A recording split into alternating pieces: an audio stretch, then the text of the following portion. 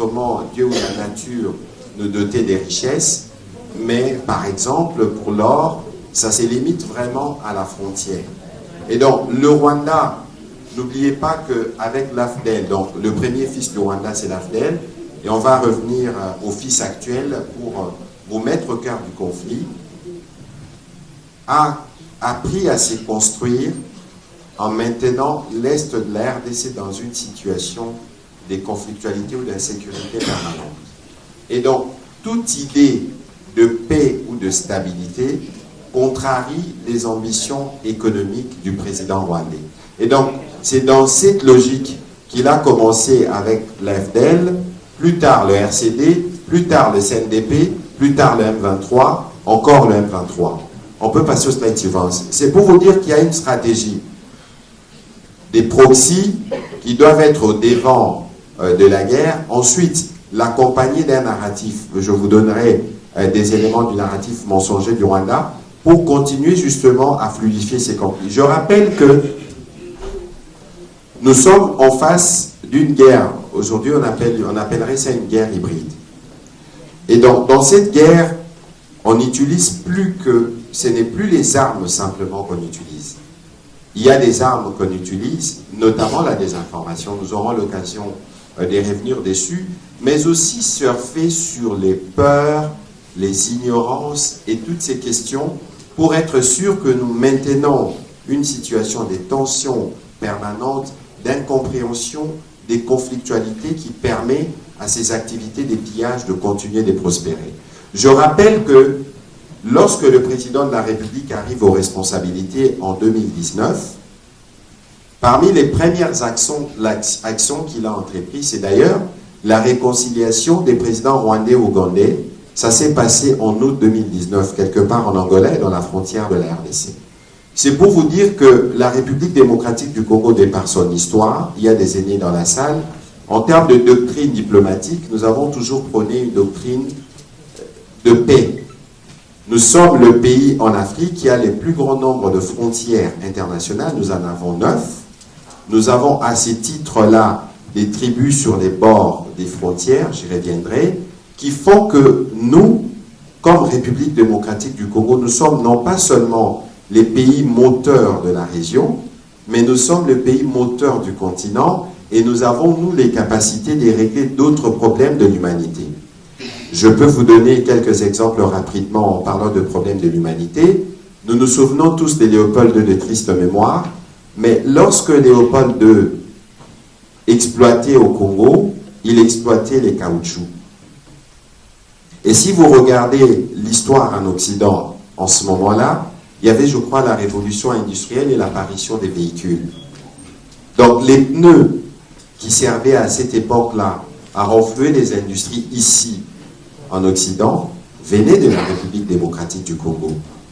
Alors, pour vous donner encore une autre illustration, en 1945, il y a un film qui est sorti récemment, Oppenheimer, sur les projets Manhattan, le projet de la construction de la bombe atomique. Vous allez voir que la bombe atomique a été fabriquée sur la base de l'uranium venu de Shinkolongo et en RDC.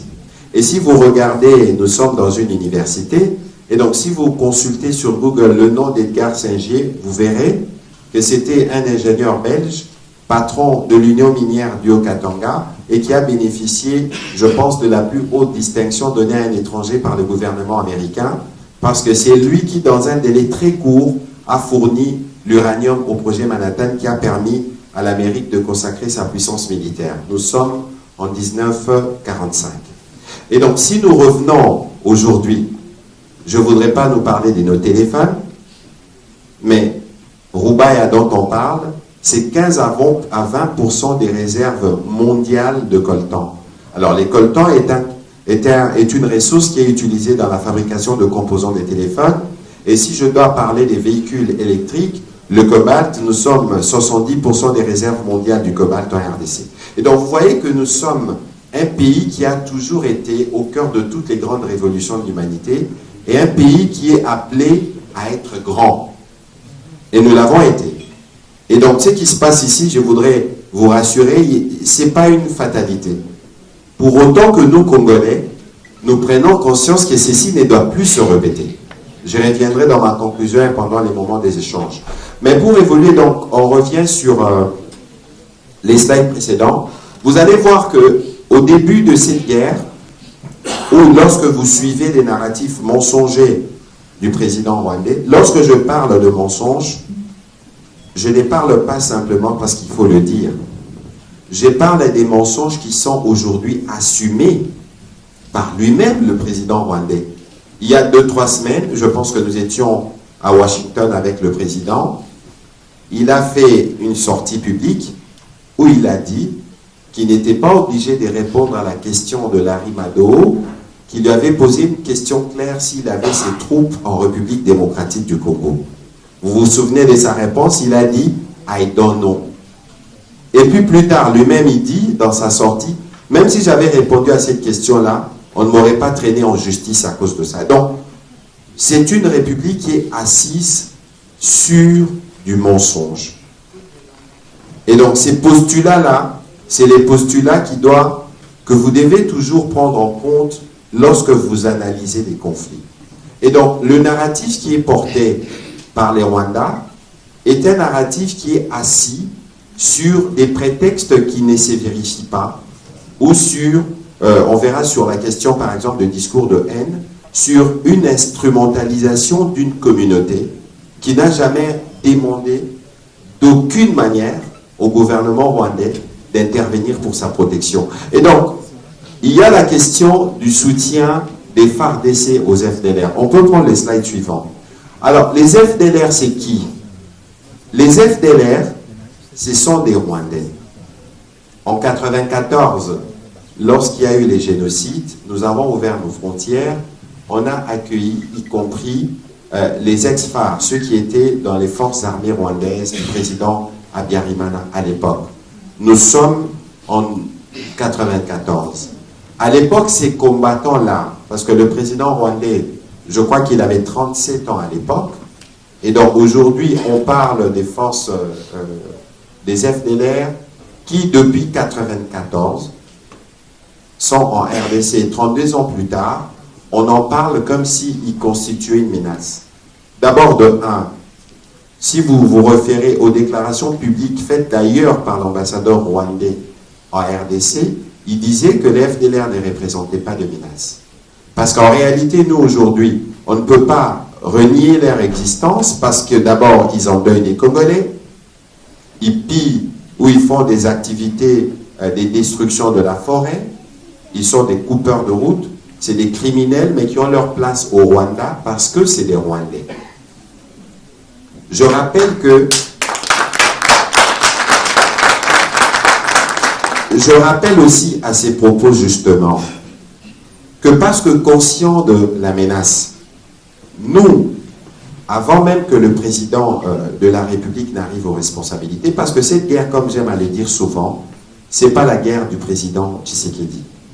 C'est une guerre qui a commencé depuis 1994, et tenez-vous bien, c'est une guerre qui a emporté 2 chefs d'État, c'est une guerre qui a emporté des millions de Congolais, et c'est une guerre qui a décimé des millions de familles, et c'est une guerre qui continue de décimer encore de familles. Vous avez suivi l'exposé du prof Maïcha tout à l'heure, et donc ça doit s'arrêter.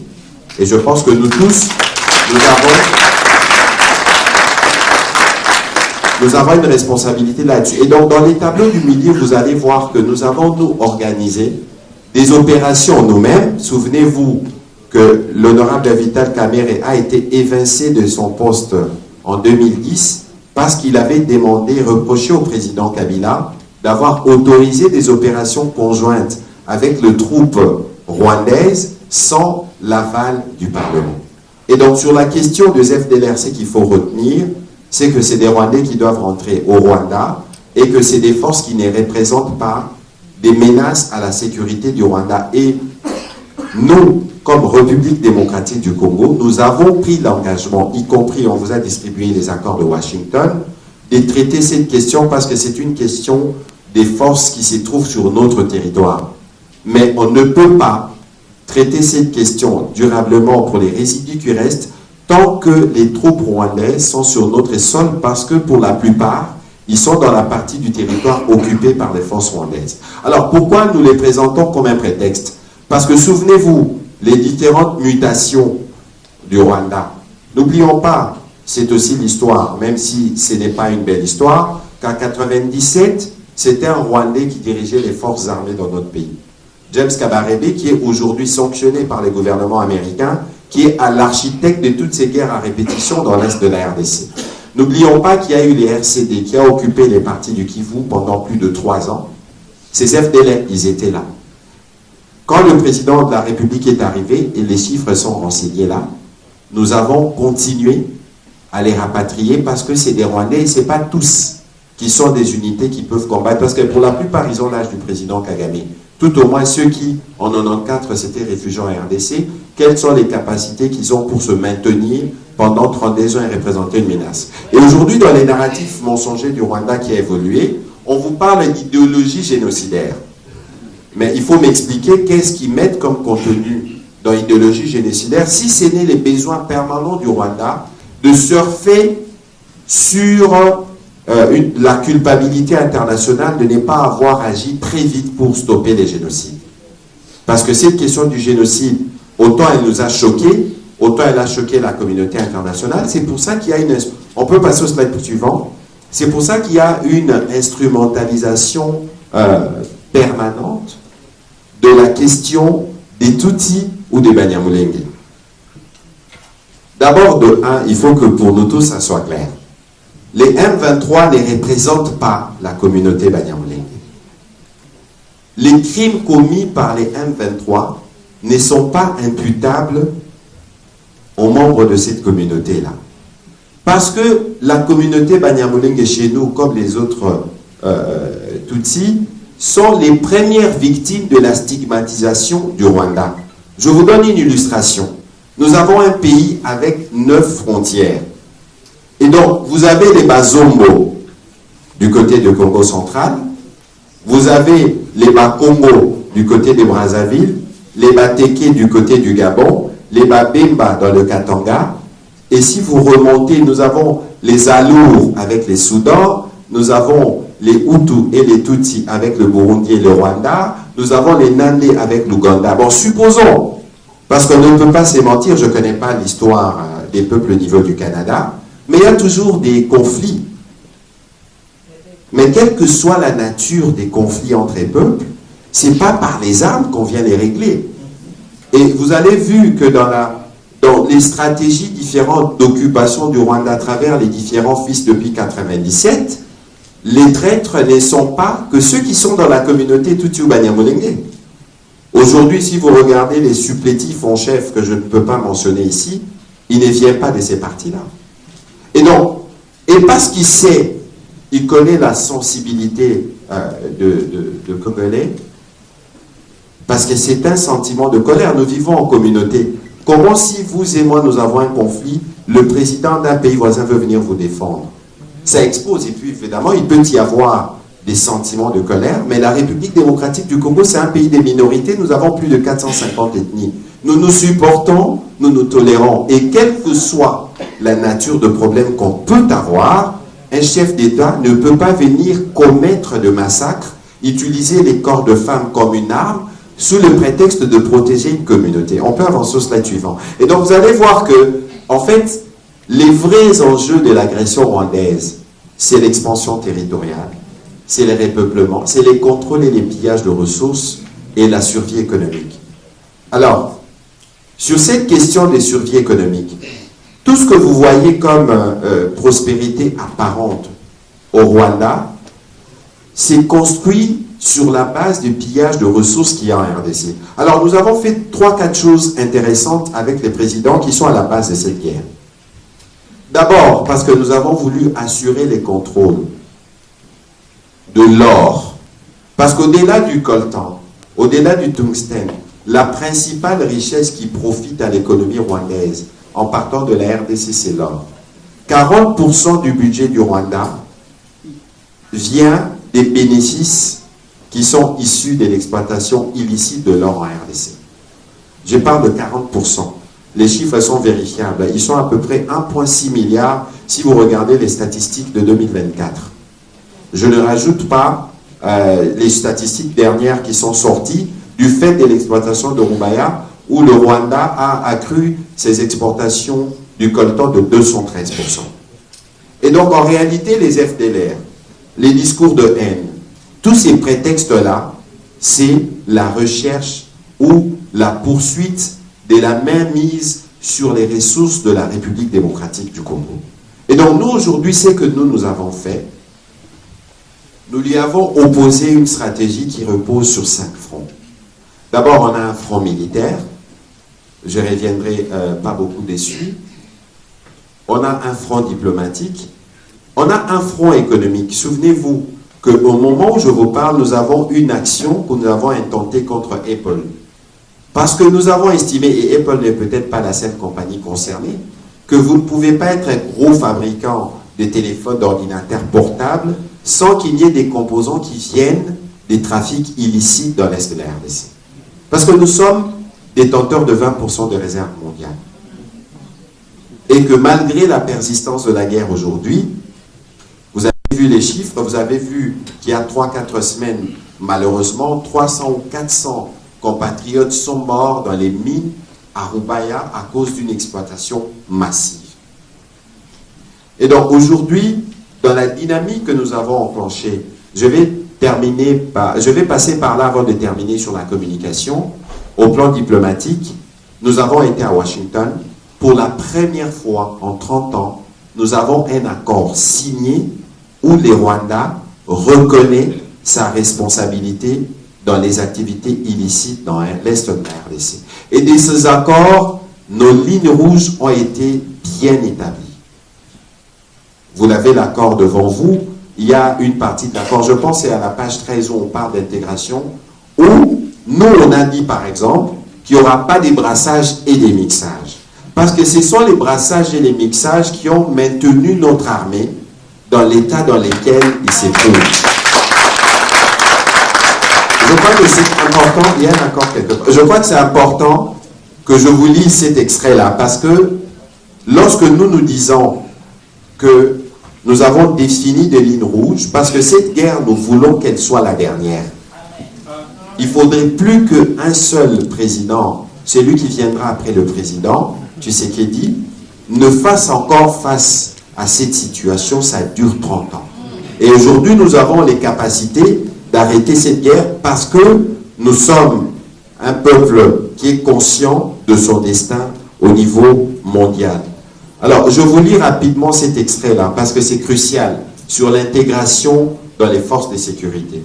Toute réintégration éventuelle des combattants dans les FARDC et la police s'effectue de manière rigoureuse, individualisée et conditionnelle, au cas par cas, sur la base des critères clairs, y comprenant l'aptitude physique et morale, en particulier les respects et l'absence des violations graves du droit international humanitaire, et enfin on dit la loyauté envers l'État et ses institutions. Parce que c'est cette traîtrise-là, recyclée au sein de notre armée, qui ne nous a pas permis d'être au point. Vous savez une chose, le jour où nous réussissions notre plan de monter en puissance de FARDC, les Rwandais sortiront d'eux-mêmes, ils ne reviendront plus. C'est pour ça qu'ils aiment toujours maintenir l'armée dans une situation de sollicitation, ils mettent tout, parce qu'il y a toujours malheureusement de traîtres. Mais nous sommes dans un processus de nettoyage qui nous permettra de reconstruire notre armée. Alors, cet accord, c'est un accord du futur, qu'on ne vous trompe pas, parce que nous balisons la voie à la grandeur du Congo. Et par les passés, les Rwandais s'est présenté comme la porte par laquelle les entreprises devaient venir piller ou profiter des ressources de la RDC. Mais ici, nous avons mis un cadre. Et si vous remarquez bien, depuis la signature des accords de Washington, le président rwandais a totalement perdu sa sérénité. Si ces accords étaient en sa faveur, il n'aurait jamais dit « go to hell », tel qu'il a dit. Et donc, moi aujourd'hui, je voudrais simplement vous dire que je pense que la question du Rwanda est une question réglée. Ça va sûrement prendre du temps. Encore 6 mois ou 2 mois, 1 mois. Mais diplomatiquement, nous avons un accord. Et nous avons un accord avec le gouvernement américain. Et qu'on ne vous trompe pas, lorsque le partenariat stratégique sur lequel le président Trump tient, parce que les réponses pour maintenir la puissance américaine, que ce soit au plan militaire ou technologique, c'est aussi dans les ressources qu'il y a en RDC. Et vous connaissez la rigueur des entreprises américaines en termes de circuits d'approvisionnement. Et donc, il y a évidemment des up and down pour le moment. Mais lorsque cet accord, qui a été assorti d'un mémorandum de sécurité, parce que dans les mois qui viennent ou dans les jours qui viennent, le commandant de l'Africums, la force américaine en Afrique, va venir en RDC, nous allons parler des sécurités et progressivement, la sécurité va être restaurée et on va faire la montée en puissance. Et donc, il faut considérer aujourd'hui, on peut aller sur les slides sur la communication pour que je termine, il faut considérer qu'aujourd'hui, nous sommes dans une dynamique qui nous permettra de jeter les bases du retour de la paix. Et n'oubliez pas que dans cet accord, on a recréé un peu la CEPGL parce qu'on a un cadre d'intégration économique régionale qui doit se mettre en place. Parce que comme nous le disons, nous n'avons pas de problème avec le peuple rwandais. Vous savez, la contrainte avec le Rwanda, si je peux parler des contraintes, elle est naturelle. Vous pouvez être dans une famille, vous ne parlez pas à votre frère pendant des années. Mais le jour où vous perdrez votre maman, on vous demandera d'apporter une gerbe ensemble, vous serez obligé de vous lever. Et c'est ce que la nature nous a rappelé en mai 2021, lorsqu'il y a eu l'éruption du Nyiragongo. Parce que les dégâts ont été faits en RDC et au Rwanda. Et donc il faut que nous tous ici, partout où nous sommes, qu'on fasse la différence et la démarcation entre ce qui relève du régime rwandais et ce qui relève du peuple rwandais. C'est très important pour les générations qui viennent. Parce que le président rwandais, c'est un humain. Il passera comme nous tous. Mais les États ne passeront pas.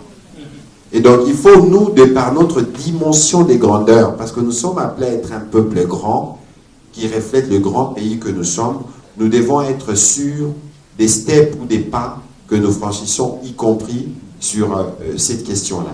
Et donc, je vais terminer par là, parce qu'on a parlé des désinformations. Les armes aujourd'hui ne sont plus que les armes au sens militaire du terme. Les armes, c'est les mots. C'est pour ça que lorsqu'on a annoncé les passages du ministre Patrick Muyaya ici au Canada, il y a des gens qui ne dorment plus, qui n'ont plus dormi, parce qu'ils n'ont pas voulu que nous puissions avoir ces moments de change et que nous puissions vous apporter notre part de vérité dans la crise qui dure et notre stratégie pour qu'on en sorte. Et la différence fondamentale que nous avons avec le Rwanda, et vous devez tous l'intégrer, le Rwanda est un pays despotique. Nous, nous sommes un pays démocratique. Au Rwanda, aucun Rwandais ne peut oser relayer ce que fait Patrick Muyaya. Aucun. S'il ne se fait pas arrêter, il se fera exécuter. Aucun. Ne vous trompez pas. Alors, pourquoi nous, les Congolais, nous utilisons parfois notre démocratie contre notre intérêt stratégique? Parce que nous tous, parfois naïvement ou volontairement, nous relayons ce que moi j'appelle le poison rwandais. Alors ici, il ne faut pas confondre. Une mauvaise information, c'est un poison. Vous avez vu durant la Covid ici, il y a eu beaucoup de mauvaises informations qui ont circulé. Certaines personnes n'ont pas pris des vaccins, ils en sont morts plus tard. Donc ici, je vais être clair. Et donc, vous avez vu que lui-même, le président, revendique le mensonge. Donc, il consacre son pays comme l'empire du mensonge. Et donc, faites une petite analyse, suivez ses prestations, suivez les prestations de son ministre des réseaux sociaux, qui aura sûrement l'occasion de réagir après cette conférence. J'espère qu'il aura le courage de venir aussi soutenir leurs idées dans cette chaire universitaire où on parle de conflit pour qu'on comprenne mieux ce qu'ils font. Il n'aura jamais ces courages-là parce qu'au fond, c'est une stratégie qui repose sur les intimidations, sur les mensonges. Et quand nous parlons du fils et du père, mais c'est justement ces moyens qui vous donnent la filiation dangereuse. Parce que ceux qui sont des supplétifs là sont incapables de téléphoner. Vous avez vu, malheureusement, il y en a un qui était journaliste, qui a été assassiné dans des conditions... Et personne n'a jamais demandé ce qui s'est passé. Hein. Parce qu'ils essayent d'exporter les méthodes du père. Puis il n'y a plus de liberté. L'essentiel de journalistes qui sont dans l'Est sont à Kinshasa ou sont ailleurs parce qu'ils ne peuvent plus exercer. Ils gouvernent par crime.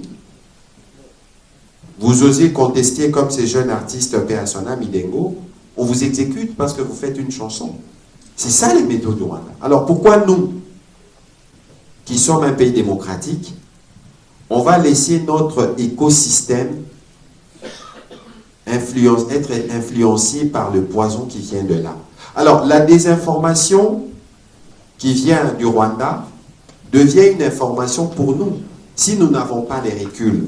C'est pour ça que nous communiquons régulièrement. C'est pour ça qu'il est important que pour vous tous, vous puissiez adopter de réflexes. Ce n'est pas parce que vous avez vu un mensonge circuler pendant longtemps que ces mensonges deviennent vérité. Je voudrais insister sur cette question-là, y compris sur la question de Banyamulenge. Parce que vous avez vu qu'à Uvira, il n'y a pas des FDLR. À Uvira, il n'y en a pas. Les prétextes, c'était d'aller protéger la communauté. Ce qui s'est passé, c'est qu'ils ont pris des pauvres populations qui ont abandonné leurs champs, leurs maisons, les enfants ont abandonné les écoles, ils les ont amenés pour qu'ils aillent servir de leur prétexte. Parce qu'ils pensaient par après qu'il y aurait des massacres à Uvira. Est-ce qu'il y en a eu? Parce qu'on a pris conscience qu'il ne faut pas donner de prétexte. Et notre démarche a toujours consisté à bloquer. C'est vrai que les Rwandais ont fait beaucoup de bruit pendant 30 ans. Souvenez-vous que dans les 18 dernières années, on n'a presque pas communiqué à l'international parce qu'il y avait comme une forme de complicité ou de complaisance. Lorsqu'on regarde aujourd'hui les mouvements sauvant le Rwanda au Congo, on s'interroge sur les rôles des uns et des autres dans la pérennisation du conflit. Donc aujourd'hui, moi, je voudrais plutôt vous rassurer que nous avons pris pleinement la mesure, à la fois au plan économique, mais surtout au plan humanitaire, et que comme gouvernement, nous utilisons les ressources qui sont à notre disposition au plan diplomatique, au plan judiciaire, parce que sans justice, il ne peut pas y avoir de paix. Alors, je ne voudrais plus m'étendre pour laisser de l'espace aux questions, mais j'espère avoir apporté une part de lumière dans la compréhension de cette guerre, mais aussi et surtout de notre stratégie et du rôle que nous attendons de vous comme Congolais, partout au monde, ou comme chercheurs, comme scientifiques, pour nous assurer que c'est la vérité qui nous guide dans l'analyse de la situation dans l'Est RDC. Je vous remercie.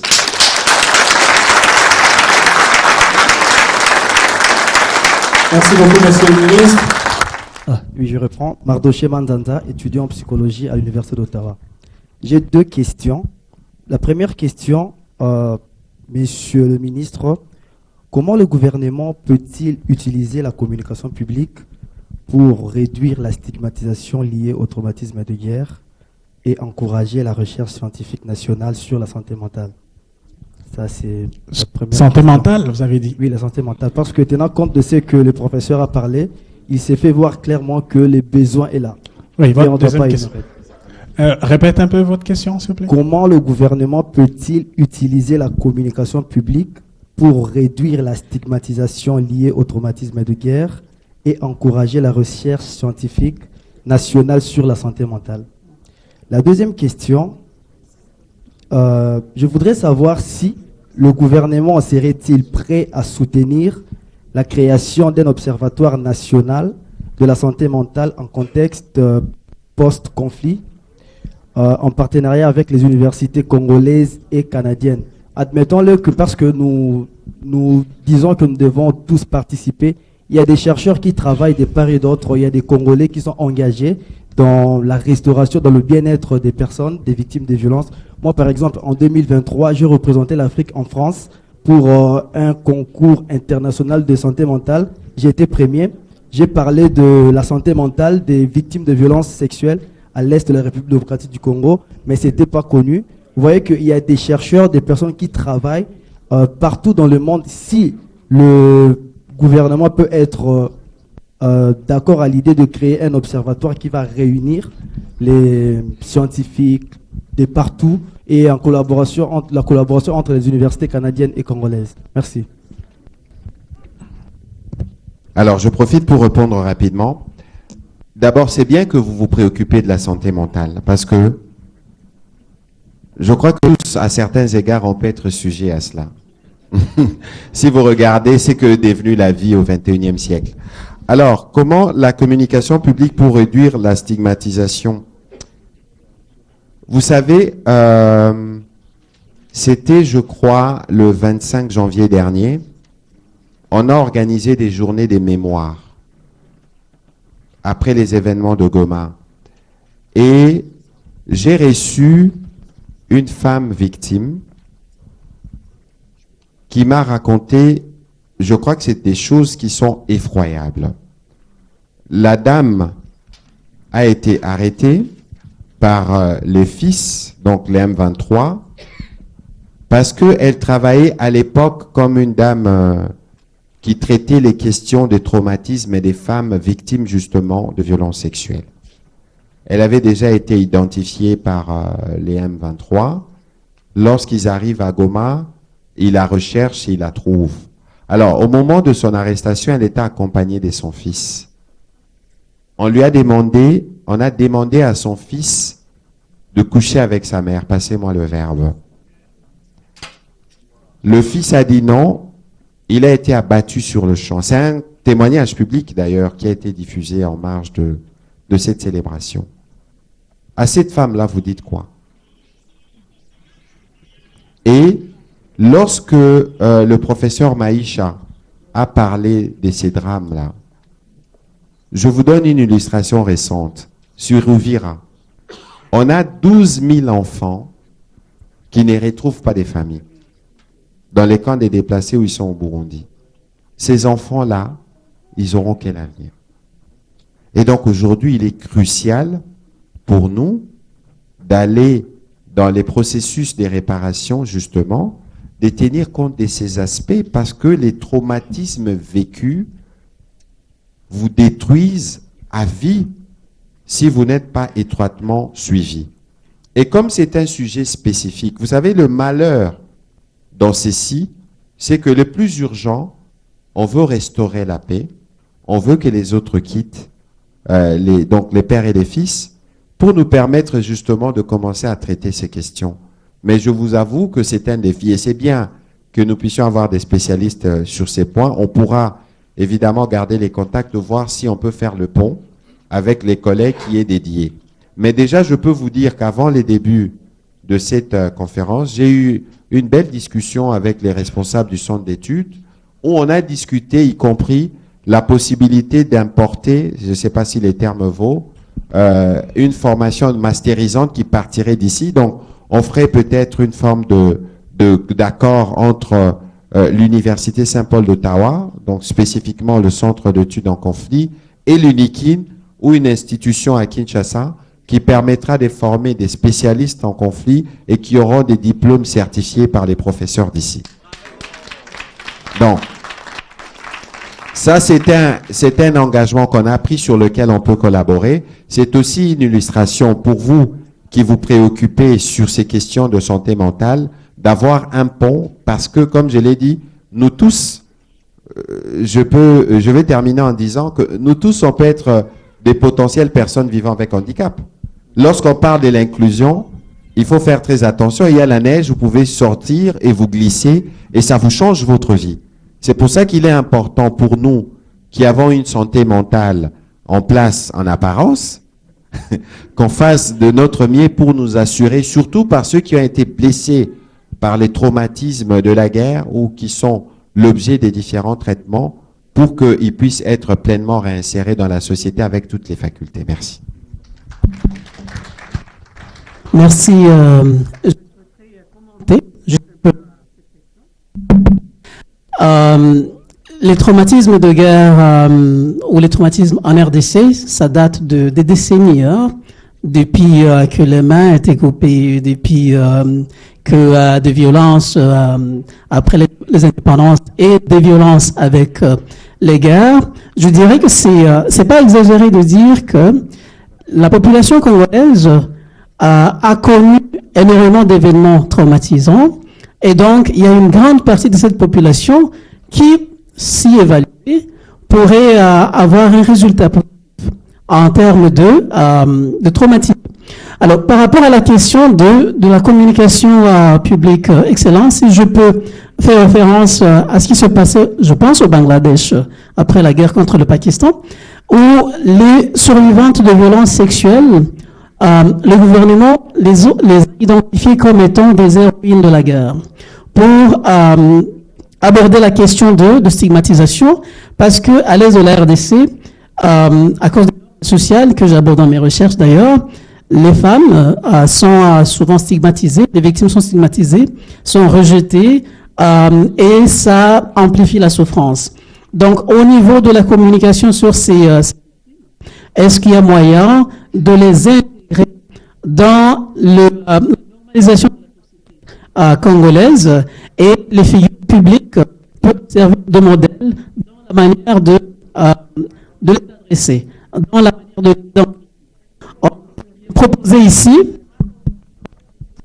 Merci. Je ne propose rien. Je ne propose rien, mais je soutiens énormément le fait que le gouvernement peut avoir une approche de désigner, d'accueillir, d'intégrer ces survivantes et parfois des survivants dans la société et lutter contre la stigmatisation. Alors, si je peux me permettre un commentaire rapide, il existe le FONAREF. Le FONAREF qui est essentiellement financé par la rédévance minière et qui fait ses travaux. C'est une réponse nationale parce que très souvent sur des questions de réparation, on pense qu'il faut se fier à des organisations internationales, etc. Aujourd'hui, nous avons une réponse institutionnelle qui s'accroche d'ailleurs au Génocoste qui a été institutionnalisé la journée du 10 août, où nous travaillons, où vous avez une équipe qui travaille régulièrement sur les questions des réparations, évidemment, qui passe par plusieurs phases pour être sûr que nous veillons à ces aspects mentaux qui sont cruciaux pour permettre aux victimes d'être justement réparées par rapport aux différents traumatismes vécus. Monsieur le ministre, alors, là, il nous reste 20 minutes. 20 minutes. Nous n'allons pas passer la nuit ici. D'abord les étudiants. Bonsoir. Oui. Merci beaucoup pour votre intervention tout d'abord. J'avais une question par rapport à ce que vous aviez dit, notamment la perspective de résolution de conflits dans l'Est de la RDC. Et je voulais savoir s'il y avait des perspectives d'apaisement sur du long terme qui étaient déjà prévues, et plus spécifiquement si vous aviez une stratégie politique et administrative pour réassurer une présence politique sur le territoire à la fin du conflit. Votre nom, s'il vous plaît? Irine Gourvès, je suis étudiante en études de maîtrise en études de conflit. Alors, écoutez, nous sommes le premier qui, depuis le premier jour de ces conflits, nous voulons la paix, nous voulons l'apaisement. Parce que nous avons, nous, besoin de développer notre pays et de cesser d'avoir un pays qui n'est raconté les plus souvent que sous les prismes de drame. Mais chez nous, on dit il faut être à deux pour danser la rumba. Ça veut dire que on doit faire la paix avec quelqu'un qui veut la paix. Et en face de nous, fort malheureusement, nous avons un acteur qui aujourd'hui, toute idée de paix contrarie ses intérêts économiques. Mais c'est pas parce que lui ne veut pas de paix, de toute évidence, s'il veut pas la paix va s'imposer de soi, d'une manière ou d'une autre. Vous savez, je le disais tout à l'heure, aujourd'hui, il y a une conscience dans les chefs de Congolais qui va perdurer plus longtemps que ce qui reste au président rwandais de vivre. Parce que ça peut aussi se régler de cette manière-là, de manière naturelle, parce que c'est un humain. Et donc, aujourd'hui, nous sommes engagés dans les différents processus et nous croyons à ces processus, aux médiateurs, et nous pensons que les moments venus, nous parviendrons à cet objectif d'apaisement. Alors ça, c'est d'une part. Mais deuxièmement, comme gouvernement, nous travaillons à un plan de restauration progressive de l'autorité de l'État. Parce que fort malheureusement, les mouvements, les M23, nous imposent un peu la situation qui a précédé l'arrivée de la MONUSCO. Parce qu'il ne suffit pas aujourd'hui de dire que les armes s'arrêtent. Il faut traiter la question de ces troupes qui ne pourront pas être intégrées massivement comme cela a été signé dans l'accord. Il faut donc mettre en place un dispositif progressif qui permette d'assurer un programme de désarmement et de réinsertion, d'une part, mais d'autre part, nous avons créé ce qu'on appelle réserve armée des défenses parce qu'on a des patriotes qui sont mobilisés pour les besoins de la guerre, mais qui, en réalité, ne sont peut-être pas tenus à devenir des militaires. Et donc, il y a toutes ces composantes qu'il faut mettre en place parce que nous pensons, et c'est cela l'importance du cadre d'intégration économique régionale qui est collé à l'accord signé avec le Rwanda, nous pensons que plus on va apporter des investissements dans la région, les jeunes auront le choix entre travailler comme sous-traitant ou comme agriculteur dans une compagnie ou se maintenir dans un groupe armé, dans un contexte où on va restaurer l'autorité de l'État. Ça veut dire avec des services de police et d'armée qui sont efficaces et qui peuvent traiter tous ces cas de dérapage. Nous avons cet exemple en province orientale, je pense là où il y a il y a une mine d'or Barrick, je crois. À l'époque, il y avait des groupes armés, des jeunes qui étaient là, qui utilisaient justement pour protéger des circuits des productions artisanales d'or. Mais lorsqu'on a installé ces projets, qui a coûté quand même plus de 1 ou 2 milliards d'investissements, avec les opportunités économiques qui se sont dégagées, aujourd'hui dans cette région, les jeunes ne touchent plus les armes. Et donc on a déjà cette expérience dans une partie de la RDC. L'idée ici, c'est d'aller rapidement à l'atteinte de l'objectif de la paix. Lorsque la paix, la cessation des armes arrive, il faut maintenant recréer les conditions qui permettent à ceux qui doivent être désarmés de l'être, à ceux qui doivent aller dans la réserve d'y aller, à restaurer les autorités administratives, à restaurer progressivement les services de sécurité. Et vous voyez que la chaîne, elle peut être longue, mais nous avons déjà un plan qui nous permettra de nous déployer très rapidement. Merci. Très bien, on va prendre 5 questions. Ensuite, 5 questions. Évidemment, on va essayer de gérer. Allez tout droit à la question et le ministre répondra aussi très brièvement. Camille Nomassi, parce qu'on m'a donné une liste. Camille, votre question. Vous allez tout droit à la question et très court, s'il vous plaît. Et puis après, on va prendre quelqu'un ici. Ça commence à chauffer, mais on va rester un peu calme. Hein? Merci beaucoup. Je vais tout droit à la question, mais je vais insister sur un petit fait. Oui, votre nom? Mon nom, c'est Boniface Ruhara. Je viens de la communauté Banyamulenge. J'habite Ottawa. Très bien, on va écouter sa question. Soyez patient. Oui. Je m'attendais à ce que les 3 orateurs qui sont passés devant nous fassent allusion ou parlent des questions fondamentales qui font actuellement l'objet des négociations au niveau des droits.